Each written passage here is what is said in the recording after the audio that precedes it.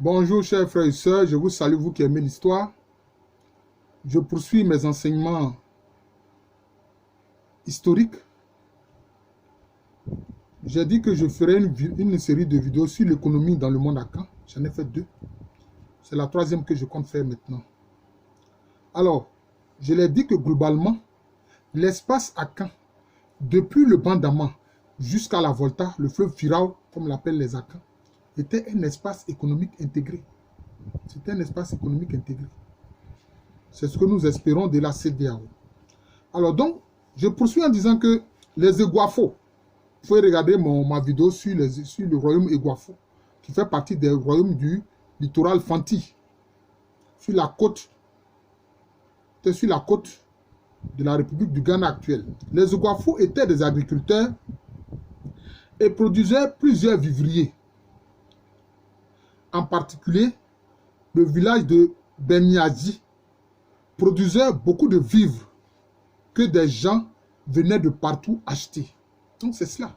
Donc vous voyez bien que l'agriculture n'était pas seulement une agriculture de subsistance, anciennement comme on le fait croire, pour dire que non, dans nos régions d'Afrique, l'agriculture, c'était seulement une agriculture de subsistance. Non, ce n'est pas vrai. C'était aussi une agriculture commerciale, de produits commercialisés. Voilà, la preuve ici. Et ça, c'est clair, vous voyez. C'est attesté par les sources écrites et les sources orales. La seule zone aurifère de l'Iguafo était Bempo. Edna, c'est-à-dire Elmina, sur le littoral de ce royaume, produisait beaucoup de sel que l'on exportait dans les régions voisines. William Bosman a relevé que Brenou Achinimu, village près d'Elmina, produisait aussi beaucoup de sel obtenu par ébullition. C'est pour ça d'ailleurs que les Akans ont commencé à acheter auprès des marchands européens de grands récipients en métal pour pouvoir, par ébullition, produire beaucoup de sel. Il indiquait qu'entre 500 et 600 pirogues à Elmina prenaient la mer en vue de la pêche quotidienne. Mais vous pensez que 600 pirogues qui prennent la mer pour aller pêcher, c'est pour la seule localité d'Elmina? Non. C'est pour que ce poisson-là soit vendu un peu partout à l'intérieur, etc. Vous voyez? Donc, il s'agissait vraiment d'une économie, hein, pas de subsistance, mais une économie de commerce. C'est très important. D'après la tradition orale, c'est Nana Fragny Kwadjan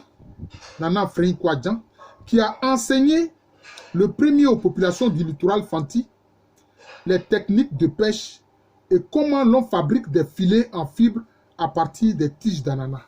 Effectivement, ce personnage, Fragny Kwadjan, qui était en fait d'origine, dit-on, Etsi, donc parmi les populations premières du littoral Fanti, c'est lui qui était comme un professeur de pêche en haute mer qui passait de village en village sur la côte pour enseigner aux gens comment est-ce qu'il faut pêcher en haute mer.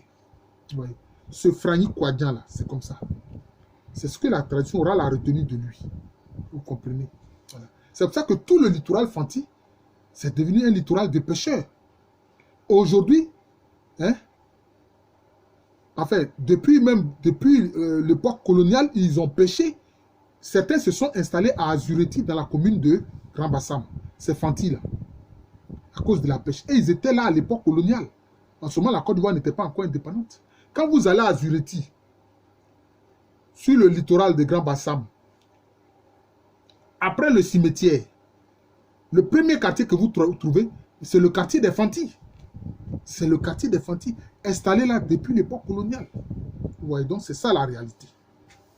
La côte Kwakwa des 5 bandes, à partir de ce que les écrits des Européens appellent Corbi Laou, c'est-à-dire Pandadon, fabriquait des tissus ayant 5 bandes. Vous voyez. Et la côte Kwakwa, à partir de Jack Laou, c'est-à-dire Emokwa, fabriquait des tissus ayant 6 bandes. C'est pour ça que la côte Kwakwa, c'est-à-dire la côte du littoral, la Côte d'Ivoire, depuis Cap Laou, certains aussi l'appelaient Cap Laou, c'est-à-dire Grand Laou actuel, il y avait des tissus qui étaient fabriqués. Donc les tissus avec 5 bandes puis les tissus avec 6 bandes. Ouais. Et ces tissus étaient vendus sur la côte, y compris à l'intérieur. Ouais. C'est ce qui est indiqué ici. Ouais. Et dans le document écrit, Emokwa est appelé Jacques Laou. Mais en fait, Emokwa, c'est chaque ville. Emokwa, c'est chaque ville. C'est ce qu'indiquaient plusieurs récits de voyage. Nous pensons à ce propos, ces tissus devaient être faits à partir d'écorces d'arbres, tout comme celui que les Agnis appellent beaufoin, que les Baoués appellent beaufoin, et que les locuteurs du cul, notamment les Ashantis, appellent tchen-tchen. Dans l'espace Akan, les populations ne mettaient pas un grand soin dans l'élevage des ovins, caprins et volailles, car les animaux déambulaient librement dans les villages. Ça, c'est comme ça qu'ils faisaient l'élevage des ovins, des caprins et des volailles. L'on ne fabriquait pas d'enclos pour eux. À propos de certains vivriers comme le manioc, la banane plantain, le maïs, la patate, etc., l'on indique qu'ils ont été introduits par les Portugais à partir de l'Amérique. Ce qui est une idée totalement fausse. C'est une idée totalement fausse. J'ai fait des vidéos sur les matriculants à Caen, notamment chez les Nzema. Les Nzema indiquent les vivriers qui ont été domestiqués par les différentes familles, les différents clans. Le clan Vavile a domestiqué et pratiqué la culture du maïs. Voilà. C'est eux qui ont montré aux autres la culture du maïs. Les Oulés ont découvert le riz et domestiqué le riz en pratiquant l'agriculture avec ce vivrier-là, le riz. Vous comprenez? Les Azangoulés, c'est l'igname. Or, l'igname, comme il est dit, grâce à des éléments archéologiques, depuis la zone que le professeur Adou Boyen a appelée Vedame au Guep, c'est-à-dire dans le nord du Bénin actuel, déjà, la culture de l'igname était pratiquée depuis le néolithique. Alors d'où viennent que ces écrits mensongers disent que oui, ce sont les Portugais qui ont envoyé ces vivres-là de l'Amérique. Ceux-là, ils se préoccupaient de la nourriture de nos ancêtres. Ils voulaient plutôt en faire des esclaves. Vous voyez? Les mensonges. Donc, il faut changer tous ces écrits mensongers-là. Et moi, je les fais à travers mes écrits. Mais maintenant, il faut les enseigner dans les écoles. Et ça ne dépend pas de moi. D'ailleurs, ces mêmes vivres-là, on les trouve à l'état sauvage. On les trouve à l'état sauvage. Alors, comme on peut dire que c'est les Portugais, c'est les Européens qui pratiquent, soucieux de l'alimentation de nos ancêtres, ont envoyé ces vivriers-là à partir de l'Amérique. Et même, ils étaient en train de massacrer les Amérindiens. Donc, qu'est-ce qu'ils vont prendre auprès des Américains, des Amérindiens pour envoyer aux nègres? C'est totalement faux. Les fruits tropicaux qui faisaient l'objet de cueillettes étaient divers et il serait fastidieux de les énumérer tous ici. Cependant, l'on peut citer la gouyave, la noix de coco, le citron, l'orange, la papaye, la mangue, la canne à sucre, le melon, le concombre, la banane douce, etc. Tous ces fruits-là, nos ancêtres se nourrissaient de cela. Et donc, leur alimentation était complète. Voilà, leur alimentation était complète. Et puis maintenant, il y avait les chasseurs professionnels qui vendaient une bonne partie du produit de la chasse. C'est-à-dire qu'une partie du produit de la chasse est vendue et commercialisée. Ce n'est pas seulement pour une consommation locale, non, c'est commercialisé. Voilà, les chasseurs vendaient aussi les produits de la chasse. Voilà. Et ces produits-là étaient divers. Ils vendaient tout, de la chair aux ossements, parce que les ossements aussi servaient aussi dans des rites, des rituels, etc. Quelquefois aussi, certaines parties du corps des animaux servaient pour la médecine. Vous voyez? C'est comme ça. Et certaines peaux d'animaux servaient pour habiller les tambours, etc., servaient à faire des chapeaux, etc. Donc, vous voyez, il y avait toute une économie très riche, faite par nos ancêtres. L'économie traditionnelle du royaume Bron-Djama était, elle aussi, principalement agricole, produisant igname, maïs, banane plantain, coton, tabac, huile de palme, etc. La cueillette de la cola était importante.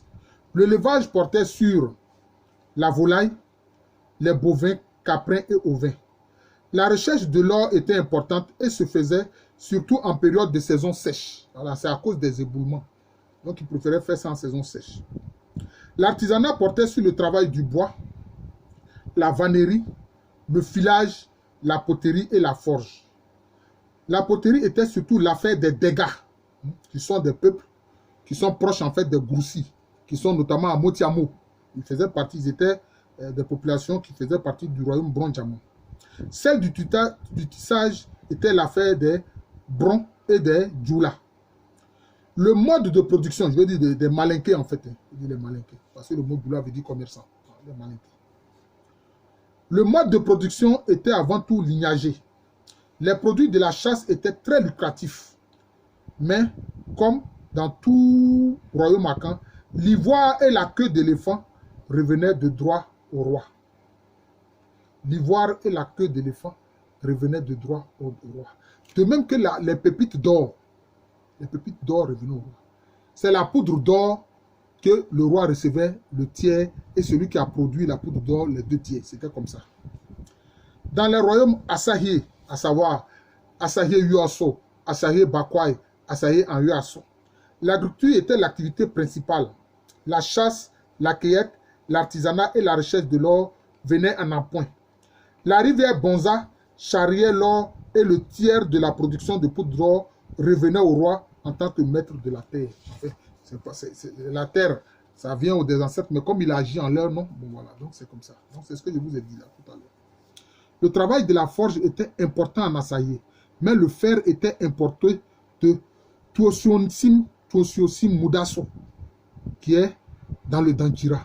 Voilà, donc, les Assaillés partaient chercher le fer en territoire d'Ankira, notamment dans la localité de Tonsosim. Tonsosim, ça fait référence à la forge. Ce même village est appelé aussi Mudaso. C'est là-bas que les Assaillés partaient prendre le fer pour venir justement faire le travail de la forge chez eux. Donc vous voyez que, comme je dis, c'est une économie intégrée. Plusieurs récits de voyage indiquent que l'Aranta est une région très fertile, productrice de riz, igname, patates et d'une multitude de vivriers. La production d'huile de palme et de vin de palme y était importante. Les Arantas s'adonnaient à la pêche en mer et étaient doués dans la fabrication de pirogues. Vous voyez. Donc, eux, ils fabriquaient aussi beaucoup de pirogues qu'ils vendaient sur le littoral. D'ailleurs, c'est aussi le cas aussi des Éoutiles et des Bétibés qui fabriquaient beaucoup de pirogues. Vous voyez, c'est important. La plupart des peuples lagunaires se livraient à l'agriculture et à la pêche. L'artisanat et la chasse étaient des activités secondaires. C'est le cas chez les Abourés, les Nladjabos, c'est-à-dire les Aladjans, les Tchamans, c'est-à-dire les Hébriers, les Avikam, appelés aussi Brillants, et les Odjoukou. Ceux qui exerçaient le métier de la forge chez les Tchamans étaient les Domans. On appelait Domans. Voilà, les Domans. C'était ceux-là qui faisaient la forge. Les Avikam pêchaient aussi bien en lagune qu'en mer. Les vivriers qu'ils cultivaient étaient surtout le manioc, le taro et la patate. Ils fabriquaient du sel et de l'huile de palme. Vous voyez, c'est cela.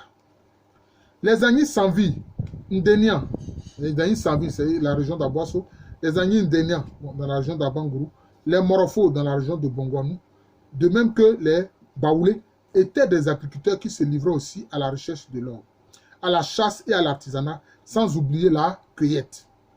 C'est aussi le cas des Ashanti, des Dankira, des Wassa, des Achem. Bon, les Achem, il y avait 3 royaumes Achem même. Achem Bosomé, Achem Abouakwa, Achem Kotoko. Le Bono, la Dansi, etc. Mais l'artisanat, notamment le tissage, va connaître un grand essor en Ashanti. Dans Poissé, ville à Dansé faisait du tissage, fabriquait de la poterie et exerçait le métier de la forge. Les Fantis étaient d'excellents pêcheurs et des artisans qui fabriquaient pirogues, nasses, filets, paniers, houes et différents articles. Parmi eux, l'on trouvait des maçons et des charpentiers. Ah oui, des maçons et des charpentiers. D'ailleurs, ceux-là ont aidé à la construction de plusieurs forts et comptoirs sur le littoral. C'est comme ça. Les Européens n'ont pas fait venir des travailleurs pour faire ces forts-là. Beaucoup de travailleurs, non. Ils ont trouvé aussi des ouvriers sur place pour faire construire ces forts et ces comptoirs. À Komenda, appelé aussi Akataki, ceux qui vivaient sur le littoral privilégiaient la pêche et négligeaient l'agriculture. Ils préféraient obtenir les vivriers du sol de la part de leurs compatriotes de l'arrière-pays. Vous voyez? Donc, c'est ça les échanges. C'est ça les échanges. Alors, comme j'ai dit, je veux faire